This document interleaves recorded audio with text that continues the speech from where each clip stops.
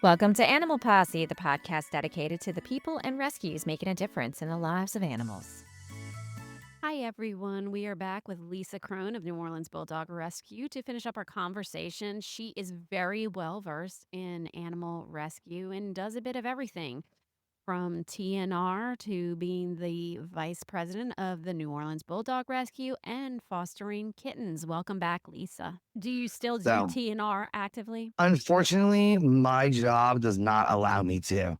I work during the evening hours, so there is no setting traps at dusk.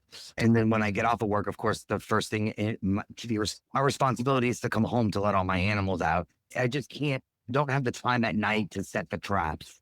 I started with this job right in 2020, like September, and Rachel and Sue and I trapped almost 500 cats that year together. But after that, I haven't been actively trapping, unfortunately. I just don't have the time. I'm at work when I need to be setting traps. And the best time to set traps is at dusk. I don't have a problem with checking traps at night and checking traps early in the morning. I can't set them. So it just took me out of the ball game. But if anybody needs traps, I have two that I've loaned out occasionally here and there. I have a neighbor across the street that feeds and I feed. We get a straggler here and there. That was the last cat that I trapped, was a new guy across the street, a big white and black guy, and got him neutered. And besides that, I try to help out where I can, but unfortunately, I just don't have the time to actively trap because of my job. But I gotta have a job. I understand. Unfortunately, that's one thing that I did enjoy doing. It's so much fun to stake out traps and sneak around at night. The flashlight's creepy, but Rachel would never go out. But man, I'll be out there at 1 a.m. checking traps, walking around with my flashlight.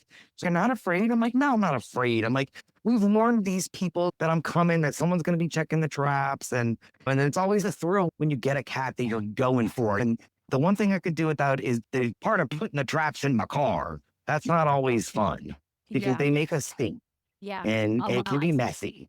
So Yeah. Male cat urine yeah, is no fun. and they're in a trap and they're upset. And the one nasty part about doing CNR, we learned we put down multiple layers of plastic. Like I'd cut up those big 40-gallon contractor bags, those big thick plastic bags that were for yard work. And I'd have my dog seat cover on, and then we put the plastic down, and sometimes we put blankets underneath that. You just protected your car. And I thankfully did not do the majority of the running around with multiple cats because I have a smaller car. Sue and Rachel had larger cars, so they were taking most of the animals. But I pick up a cat in a trap, go check a different location, pick up a cat in a trap, go to Sue's house, fill out the paperwork, leave them on her front porch. She wake up in the morning and there's new cats in the trap because we were tag teaming it. We'd set all the traps together. I'd check late and Sue would do the early. So it worked out great. We fixed a ton of cats in our community, but it just never ends. We have a climate here that is suitable for animals to live and breed 24/7, 365. Kitten season never ends, unfortunately. Yeah, I know you know all about that. Unfortunately. Years and years ago, I fostered kittens here and there for Joan, Miss Baymart, and once Rachel started with the Jefferson SPCA, I fostered kittens with her. But I've had kittens plenty of times for Joan, and I'm always the one that reaches out because I have adult cats, and I've always done a rescue. So I feel like they need that experience with another cat coming into their house. They're not necessarily staying, but it's like good for them to have that experience. Let's help raise another generation. And they get to be the big cats of the house and show the little kittens what the deal is and play with the babies and try to sneak their yummy, expensive wet food when mommy's not watching out of the bathroom. They're good for that one too. Yes, Do, I'm talking about you, Willow. do you have male cats that take care of your kittens or female cats that take care of your kittens?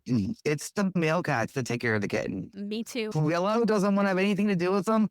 Baby D will swat at them. Simon is like, hello, let me groom you. It's weird. It's really weird because I have two males that absolutely adore kittens. They want to go in, they want to go see the kittens, they'll go lick them, they clean them. Yep. If I need a That's babysitter, what I'm like, Simon y'all go does. babysit. And Yeah. it's just so weird because you would think it would be the females, and my females absolutely hate them. They're like, get these Yeah. They're kittens like, out oh of here. no. You are not pointing that work off on me, lady. That's exactly what they're probably thinking. Oh no. My job was done.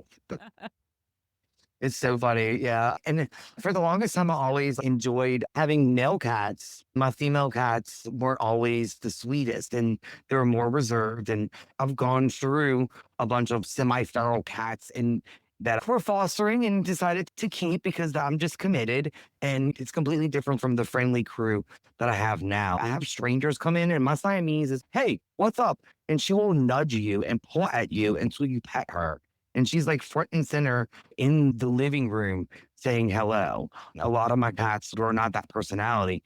And I actually pulled Willow's litter from J Paws when they were like 0.46 pounds or something and fostered them through the Jefferson SPCA with Rachel and with the intent of always adopting the little Blue Point Siamese. She will be my fourth Siamese. I'm partial to them. But then 2 years before I adopted Willow, I also adopted baby D. His real name is Dylan, and he and his sister Kate came into the Jefferson SPCA. It was serious eye issues. Neither one of them had eyelids. It's called agnesis. They're just born without them. And Kate unfortunately passed away, having some eye surgery done at 18 months old. Indeed, he gets his eye drops 4 times a day, and I clean his eyes. And if we get a little stray hair growing that looks like it's going to poke his eye, I just pluck it off just so that would do. And then I also noticed that he was having some teeth issues. It's a lanky guy, and I right away knew we had stomatitis. So now we've had all of his teeth removed. That's been over a year now. He just has his little front teeth, and he's doing great. He's still a lanky guy and he looks a little funny without his eyelids, but he's the sweetest thing. He sleeps in bed with me every single night and will snuggle up right next to my head even. None of my cats really care about the dog. Even Simon, who was trapped that cat who lived outside, sleeps in bed with the 14-year-old pit bull. She's a great cat dog. She loves the cats. Not so much a good dog with the other dogs, but she loves the cats. And That's I funny. definitely trust her with these kittens, but I wouldn't put her in a room with my other dogs. And I think that just goes with the years of experience that I just know and trust this dog. Because people are like, wait, you trust your pit bull with your 8-week-old kittens and not your 5-year-old dog. I absolutely do. I've done this a long time and I know that she's not going to hurt them and she's not going to do anything to them. She's just going to walk around. She daintily walks to make sure it's not going to step on anyone. And she stops when they get puffed and she doesn't move forward. She's very good with them. I never taught her those things. I'm assuming at some point she just picked them up because I've had her most of her life. She's been with me since 2013. So she's just one of those difficult dogs that never found a good home. Like she's reactive on a leash. She's the dog that you bring into the vet that you have to stand off to the side that has every sticker on her chart just to warn you because I can't predict it. So sometimes she's great when we go into the vet, and sometimes it sounds like I'm riding a bucking bronco who's screaming in the other side of the clinic. You just never know. Because it's always an adventure with her. Wouldn't trade any of it. So you have a lot going on. How do you manage the emotional and physical demands of doing rescue work? And what keeps you going on like tough days? If I'm having a tough day, what keeps me going is knowing that tomorrow's a different day and I can approach whatever issue I had today in a different way tomorrow. Because if I didn't learn today, maybe tomorrow when I change something, I'll learn or I'll figure out what the best solution is. But thankfully, I haven't been in a position where I had a super difficult dog lately. But I've had dogs where, like, I left the house and someone touched the front door and I'd come home to escape dogs and feces everywhere. And so it's just doing a rescue. I've learned to run the gauntlet, as I call it, of emotions much faster than other people. I've lost plenty of dogs doing rescue. I've had to euthanize dogs for behavior. It's never an easy decision, but in the long run, I know that if I can't keep that dog myself and personally give it the life that it deserves, then and I can't adopt it out, then what are my options? And the kindest thing to do is unfortunately you have to euthanize, and is the worst decision ever to have to make, but unfortunately it is necessary. And doing rescue, you deal with the emotions. I get upset, I cry, I try not to regret. That's the biggest one. I feel like that I had to learn to deal with is to know that I've done everything in my power and I'm at my wits' end with whatever's happening, whether it's a dog in my house that I'm having aggression issues with, or it's Petey who I cried 45 minutes all the way home across the lake after dropping him off. But the dynamic in my house and the way my house smells is different because Petey is not here with the constant cleanup and the mess. And I love Petey dearly. Now that he's not here, it's almost a relief to know that he's where he belongs and my house was never where he intended to be. Sometimes it's sad, sometimes it's happy, and you want to take all the happy. Like I will high five myself when I do adoptions. I'm like, all right, good job. And people ask me, how do you move on so quickly? I'm like, I never intended to keep that dog. I intended to take that dog into my house. I intended to give it rules and boundaries and structure and find it a home. That person who adopts that dog gets all that information too. I've brought this dog home. I've given it structure with the kennel. I'm telling you, well, these are the rules at my house to help transition the dog to your house. I suggest this is what you do. You can never go too slow. You can go too fast when you're integrating a new dog or a new animal into your house. But you can never go too slow. So we always tell people that we understand you want to bring your new dog home and you want to snuggle. But the new dog, it takes at least 2 to 8 weeks to settle into a new home and a new routine. If you start giving a dog like what we adopt out, these powerful breeds and these breeds that will take a mile when you give them an inch, you have to have structure. And we use the kennels for that. And I tell people I feed in the kennel. The kennel controls everything. It controls outside time. It controls affection. It controls feeding. And my dogs get treats every time they get in. They get something, whether it's a high value treat or it's a couple of little straw crunchies that they love. And I'll throw 4 or 5 in there, but I do bigger treats like the Whimsy's chews, and I buy the Red Barn bargain bags, and I take the hollowed out like marrow bones, and I stuff them with pumpkin or yogurt or dog food, and then I freeze them, so it gives them an extra 30 or 40 minutes of work and a nice treat as well. It's about keeping everybody happy so that I'm happy as well. And when I've got a difficult dog, that's when it's okay. How can I outsmart them, keep them in their kennel? What can I do to take the edge off to get them to settle? I'm not opposed to giving my dogs drugs to help them learn to react and to settle down. We get dogs straight out of shelter. I don't know anything about them. I don't know whether they're friendly with cats. Most of the time, the shelter knows that they're friendly with dogs. Sometimes they're not always friendly with people, or they react with men, or they're shy, or and all these things need to be overcome. And it's just about getting the dog, making an assessment, and figuring out a plan to get this dog to tip top shape so that it can go on and find another home, a home where it's going to be able to live its best life, hang out on the couch, sleep in the bed eventually, kind of thing. It's true though, because I find one of the most challenging things about finding a pet a new home is actually people wanting them to just go into their house and they don't take it slow and they expect everything to work out. Yeah. There's a lot of truth to what you said because it's not like that. And if you adopt an animal thinking that's what you're going to do, most of the time it's not going to work out. You need to take it slow for that animal. Yeah. They take time to adjust. I run a very strict, tight ship here. My personal dogs are the only ones allowed up on the bed and up on the couch because the dogs that I adopt out might not necessarily be let on the furniture. And someone might be like, "Ooh, I don't want to adopt that dog because he jumps on the furniture." And I don't want that.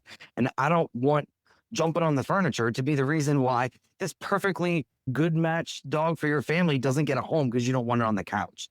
So you're in the house, you're in your kennel, you eat in your kennel. I go out to the coffee shop every morning. Usually I take Cobalt or Susie with me. It's like I'm getting them out of the house. I actually have an event at Port Orleans that we're taking some of our dogs to. And then we'll be there just selling merchandise and just hanging out. I think they're doing a big old dog event, like a hot dog event. And And then we'll be there for a little bit. But we've just been taking a break. I haven't had any new dogs, so we haven't been doing our monthly adoption events. do you have a website? We do. It's www.neworleansbulldogs.com. And we also have a Facebook page. I believe if you just search Facebook for New Orleans Bulldog Rescue, it will come up. And The Facebook page is usually the most current on what we have in rescue. We make all of our posts and we showcase our dogs on Facebook. And then I believe the pet finder is usually linked in each of the showcases that we have. But all of our like surrender forms and our adoption applications can be found on our website. They're just in the drop down list when you click on it. We do feature dogs there, but it is not always up to date with who is adoptable because it's not interfaced with the pet finder and they don't talk to each other. But yeah, you can reach us that way. And we usually do once a month adoption events. If you are interested in adopting, you must attend an event. Even if you've attended an event in the past, we still recommend that you come out just because it gives you a chance to see literally every adoptable dog that we have is required to come for that, which is the 1 hour once a month. We have no set day or location. A lot of times it's on Sunday because that's my only day off. And we try to pay attention to football games and all the things. And when it's summertime like this, we're having them inside, usually at a brewery. We've got good friends at Urban South and they'll let us bring the dogs in. Most of our stuff happens after events. We have an event, and then that week right afterwards is when we vet check and start setting up one-on-one meetings that we don't allow children under the age of 14 at our events because some of our dogs don't like kids and kids can be unpredictable. So to make sure that my dogs and your children are safe, we ask that they don't come to these events. People unfortunately still do bring their children, and we just ask them to keep their children on the side, or if they're looking at a specific dog that I personally know will be good with children or have seen it in a setting where children are around, we'll let the children introduce to the dog. But usually it's all set up individually after the fact. Like you come out to the event, then there's a one-on-one meeting either with all of your family or whatever dog is currently in your home. And then there's another meeting usually at your home to make sure the dogs get along. And then we move inside and do a drop off, a home inspection. And I tell people, I'm like, I don't care what your TV looks like, or I don't care if your sofa's brand new or old. Shoot, my sofa, both corners are torn up from Simon. I just want to make sure that your yard is secure and that you have space for a dog kennel. And that's pretty much what I'm looking for because people have been around and know how to work rescues and they will lie about things like having an outside dog or where they live. Like I've had people tell me they live so and then I want to drop off the dog. They're like, oh, we just recently moved. I'm like, no, you didn't. You just recently lied, is what happened. I was recently catfished for a cat. This is no joke. Eh, Oh my goodness. It's funny, but it's not funny because it's like, it's not funny, don't but you have something better to do with your day? You know what I mean? It's come on. luckily we caught it. Yeah, it's the worst when I feel like I'm a volunteer. I work like 45 hours a week. Like I work 6 days a week. It's broken up over 6 days, but I work 6 days a week. I don't keep a normal schedule. I go to work at 2 p.m. I'm usually home in between 9 and 10 p.m. at night. Not the normal everyday schedule, but I enjoy it. And when people waste my time, I don't like that. I have very limited free time. If I don't have control, it would be absolute chaos. And I go to work with chaos. I come home and it's a little chaotic, but usually can manage it. Once I get more than 3 rotations, and yes, I rotate dogs because not everybody gets along. When I get more than 3 rotations, it starts getting difficult. And right now, I've got a good 3 rotations. But that's one of the great things of doing dog rescues. I know my animals, I know what their limits are, and I keep them safe no matter what, whether it's in the yard, in the house, at the vet, in public. Yeah, it's just that's the commitment that I've made. If I had children, it'd be the same thing. I just accidentally got into dog rescue. And the first dog I fostered was a beehole. She dug a hole in my bedroom floor. I learned real quick that the kennel is my best friend. So they're like, yeah, you got to keep her in the kennel. I'm like, kennels? I learned the hard way when one of my first dogs ate the windowsill and started eating the walls. We very quickly got a kennel, but I was like, oh, she just got fixed. No, she dug a hole through the carpet to the concrete while I was sleeping in the same room with her. Wow. So, yeah, a crate is my best friend. I learned real quick that crating is an extremely important tool, especially when I'm getting dogs straight out of the animal shelter because I don't know what kind of dog this is or what kind of experiences they've had in the house or with furniture. And I tell people that when they adopt from me. And I'm like, look, I suggest that you keep this dog on the same routine for the next 2 weeks that I have them on. They eat in their kennels, they sleep in their kennels. When I'm around and watching them, that's when they're loose. I don't know if you leave him loose when you run to the grocery store, if he's going to take a poop on your couch or eat it. I want to say that he's not going to do those naughty things, but I don't know because when I leave, he's safely and securely sleeping in his crate. And that's people think, oh, it's a cage. Well, no, it's their safe space. It's never a punishment. It's always a positive. They get something delicious. My dogs will run me over to get to their kennels. And half the time I'm like, you're not even going in your kennel. This is time to hang out in the house. And they will still go in down the hallway and act like they're going to enter whatever bedroom their crates are in. And then when they realize I've sat down, then they just come back in the living room. And, oh, it's my time to be in the house. But my dogs enjoy their crates when they think I've got a bed in there and they get fed in there. All the most high quality treats are given in there. And it's just my experiences over the years have just definitely solidified that the crate is my best friend. Had dogs that gave me a run for my money, and the kennel helped a lot to give me more control and to learn that they can trust me because I control everything with the kennel, and my house is safe and my other animals are safe. And most of the time when I'm gone, they're asleep in their kennel. And that's what any owner wants their dog to be doing. But maybe sleep on the couch. Rhonda sometimes stays loose, but I don't even let her loose now because of the storms. Because I don't want her to go in the bathroom and hide or decide that she wants to actually knock the kittens down or something. So our kennel is safe for everyone, especially her. Yeah, definitely nothing wrong with kennel training them. It's a good thing to No. have, in my opinion. Yeah, it absolutely is. And my whole extra bedroom is just there's 6 dog kennels in there. And if I need to, I can put 5 more crates in that room.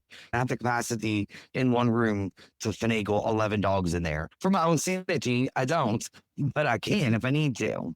What's the one message you would like to leave our listeners with about animal rescue in general? In general, I just want to say spay and neuter your animals, but with rescue, just be honest. If you want to adopt a dog, be honest. You want to adopt a cat, be honest. Make sure you spay and neuter your animals. Be responsible and committed. It's not oh, it's a cute little kitten. It's in 20 years when they're in kidney failure and you need to take them to the vet, will you commit to do that? Will you be doing fluids at home for your cat? Will you do the extra expensive food and the wet food and all the things that your animal needs? And there's so many things I could say. I just want people to be responsible. Just know that it's a commitment. It's not, it's a cute little puppy. When your life changes in 5 years, make sure that there's a plan for your dog. Bulldog Rescue has a safe haven program. We've only had to use it a couple of times, but it is for people like in a domestic violence situation that need to get out, but don't immediately have a place to go with their dog. We've had a couple come in and we basically foster them until these people get on their feet and can take their dogs back. And then still occasionally I'll still Amazon Prime a bag of food here and there if they need help. I would rather go the extra mile to help you keep your dog than rehome your dog. Absolutely. Maybe that's what I should have said. Absolutely. I absolutely agree with that. I would rather see people Helping, ask for help than just rehome their animals. yeah, or get in over their head and then have to like go bring their half dead dog to the shelter in a last ditch effort for help. Whether the dog survives or not is up to what's happening at the shelter at the present moment. If they can get the vet care that the animal needs, or if it's just a lost cause. One of my neighbors just the other day told me that the neighbor across the street, a couple houses down, one of their dogs died. And they're like, she'd been sick. I'm like, what's the vet say? And they're like, they didn't take her to the vet. I'm like, that's insane. If my dog misses a meal, I'm like, something's wrong. You're going to the vet. That's I mean, great. they let their dog die. Right. They didn't take her to the vet.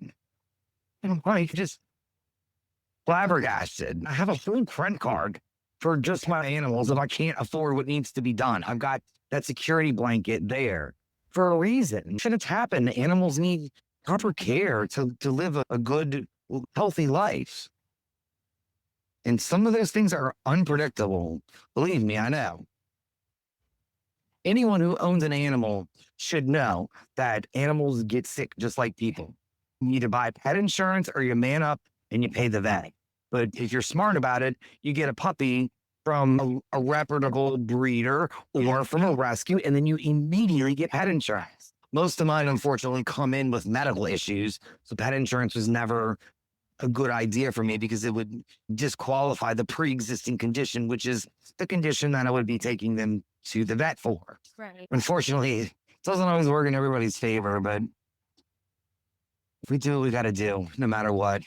Yeah. I will eat ramen noodles so that I can buy somebody's meds, or I will dog sit for free or cat sit for free. Or anytime I have anything extra, I'll always try to like give a little bit here and there to on give Noel a day and things like that to rescues that I don't even work with. I give my time to Bulldog Rescue, and I give my time to the Jefferson SPCA and anybody else that asks me for help. If there was with a rescue, that's what I contribute is my volunteer time. I don't always have the funds to spare, but if I do, I will definitely do what I need to do. I've been buying some of my own little kitten supplies because I know the Jefferson Feed has a ton of kittens. I know what that costs to run. So I've been providing some stuff for my own kittens. And some fosters do that and some fosters don't. But a way that I can give back is to help with the kitten stuff. And I'll buy my own dog treats and my own dog food. So it's just Bulldog Rescue paying for the dogs that are technically living in my home. Rent free, huh, Rhonda? But yeah, I don't know any other way to live my life other than to helping with dogs and cats. And if I have the time to do TNR to help out where I can, I did the shelter neuter return for years to try to get the proper numbers to get that best friends grant. And then we got that grant, and those girls were here for 3 years, and then they're gone. And then we're still in the same boat. Yeah, it'll get Or, better one day. We just need to get uh, more people on board with the TNR, but yeah, when is one day? I've been doing this for 20 years. it's amazing That's the the amount sad of part. work that you do, though, working with all these groups, and it's really admirable too. Thank Well, you. a lot of people, there's a lot of ego involved in animal rescue sometimes. And so you don't always see people helping other groups because of that ego thing. And so it's very Yeah, admirable that you do as much as you do. I try. The animals shouldn't matter what rescue that they're with, just as long as I have my heart in the right place. And that's where I'm at. I needed something to brighten my day after Trouble was unfortunately found deceased. And I wanted kittens. So I went out and volunteered to foster them. And now I'm just laughing and giggling at my three little corn chip boys because they're definitely a hoot. They're the corn chip boys. They got the Cheeto, the Dorito, and the Frito. And I call them Frito Burrito and Cheeto Burrito and Dorito Burrito. They are a kick. I definitely enjoy having kittens in the house. It's a lot of fun. You get to do all the cutesy little things, and then they find another home. My friends are like, "You're gonna keep one." I'm like, "No, I'm not really planning on keeping a kitten." Like, I love Dorito. I really like Cheeto and Frito, and I'm not keeping three kittens. We're not keeping kittens. It's not always the easy decision. Sometimes, especially when you put a lot of extra love and care, because someone gets sick, like Dorito, it just builds a different bond. And I have learned to know that if I build a special bond with these animals, that just means that I have to keep in touch a little more and with whoever adopts them. And I still get text messages and we still get emails and things when our dogs unfortunately pass away, and people donate things all the time when they lose animals. And that's unfortunately a sad part about it. But the good part is that a lot of those people come back again and adopt again. So they're saving another life. And it's just rescue is becoming the popular thing to do. But unfortunately, we still just don't have enough foster homes and enough money to save them all. I just shake my head because my family's from the Midwest, and animals are treated differently. They're more like they serve purpose. Down here, their purpose is puppies and kittens. In the Midwest, it's like the dog is out there with the cattle. You don't see loose dogs or loose cats and stuff like that. It's just a different mentality of the type of animal and the climate. But nothing stray could live in negative 70 degrees when they get a snowstorm. It's just not possible. You can't even be outside for more than a couple minutes. It's the whole society down here in the South. They just don't think that spay and neuter is important for some reason. I don't get it. Or, oh, my dog's not going to get pregnant. My dog's not going to get out. Yeah, all those things happened. I don't know. It's frustrating to talk about it. It is. I don't see an end in sight, unfortunately, because I still run across people today, and we're in the 21st century, and they don't understand. And I don't understand how, at this point in our life and in society, in the way that domesticated animals are treated, that people still have that mentality. And it's got to start from somewhere. We need to start educating, like in the schools now or something. We used to do advocacy programs for events at schools. We've been a couple of times with Bulldog Rescue where they were having like an environment event and they invited out our dogs. And that was a lot of fun. And it was good to teach the kids. I'm a nanny. All three of our kids know all the rules to ask to pet a dog, and we don't feed our dog all these random things. We don't hit our dog. So frustrating. I could talk for hours about it. When you do rescue, as long as I have, I've got some stories. Even Michael's like, man, you got some stories. I'm like, I know, because every dog has a story. And I can't remember people's names, but I can tell you the dog. I can tell you the dog's story. Like the lady that I'm going to meet with for the new Frenchie is, I know who she is, but I remember her dogs before I remembered her. It's funny, It's, I'm the same way. I remember kittens that I fostered, like, 10 years ago. I know. And it happens to us too. Sometimes when they send emails, they're like, oh, here's an update on so and so. I'm like, did you foster this dog? I'm like, oh, yeah, I fostered him. His name was Judge. Because people change their names on stuff. You just have to remember. Occasionally, it takes me a minute, but most of the time, if I've had a dog for any significant amount of time in my home, I can immediately remember them. I might not remember who adopted them. The contact that I added will tell me the person's name with the foster dog's name next to it. Uh-huh. And that's usually how I remember their people's names, is because I have it in there under the dog's name. See, I can communicate. And I've met so many people, and I've adopted dogs to judges and lawyers and real estate agents, and had dogs that were down here in the military that lived in Washington State and New York City and all over the country. I even shipped merchandise to Sweden the one time. It was super exciting. It was super cool because I handle all the PayPal orders. If you order something from PayPal, it gets shipped by me. I have all the merchandise here. We don't have a ton right now, but we just do t-shirts, koozies. Every year we do a big ticket item, but it's just a calendar. We're one of the only rescue groups that does a yearly calendar. We have done them for years. I will never let Michael stop doing the calendar. It's a great fundraiser. We always make our money back and then some. And people love them. We put them out in all the Jefferson feeds and they sell out. We have to bring more. A couple of our vet clinics sell them. You can always buy them online. And it's a lot of fun. We get a photographer. We do pictures. Most of the calendar has alumni in it. And basically, you donate your fee, and then your dog gets into the calendar, and then you get the professional pictures from your professional photo shoot. And that's how we handle our calendar. It's a way for us to make sure that we have enough money to print them, to be honest. And it's a good fundraiser for us. And people seem to enjoy it because every year we usually get all 12 months to alumni from the previous year, or anyone actually. We send out a massive email for any year that you've adopted. If you would like to be in the calendar, you can. Like Max, his mom is a retired judge, and he's been in the calendar every year. And I asked Michael just recently, I'm like, is that boy still around? He's still kicking. I'm like, all right. He's getting old. He's got to be 14 by now. And he's not a little dog. He's some sort of like pit bull and bulldog mix.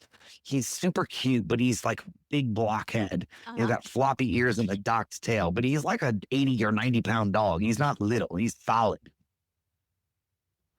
I fostered him, and his mom's mom actually just recently adopted the dog. Not pulled Trixie from the LASPCA. She had no hair.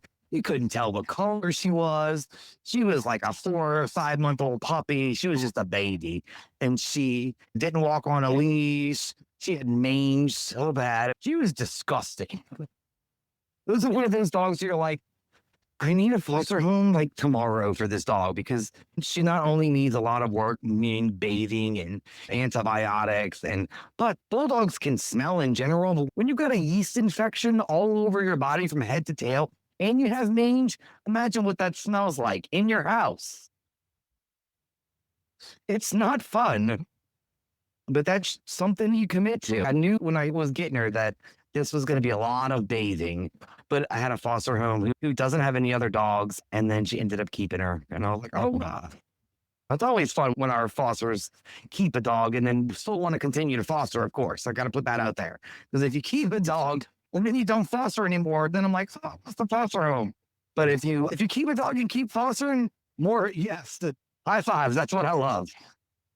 Yeah, that is absolutely the best. Thank you for Yeah, talking with me today. I enjoyed our conversation. absolutely.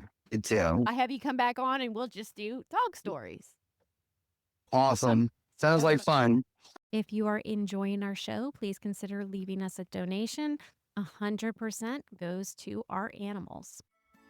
And that's all the time we have for today's episode. If you are in animal rescue or if you know someone that has a story that should be told, please contact us. We would love to have you or them on the show. Thanks for listening, and please join us next week as we continue to explore the world of animal rescue.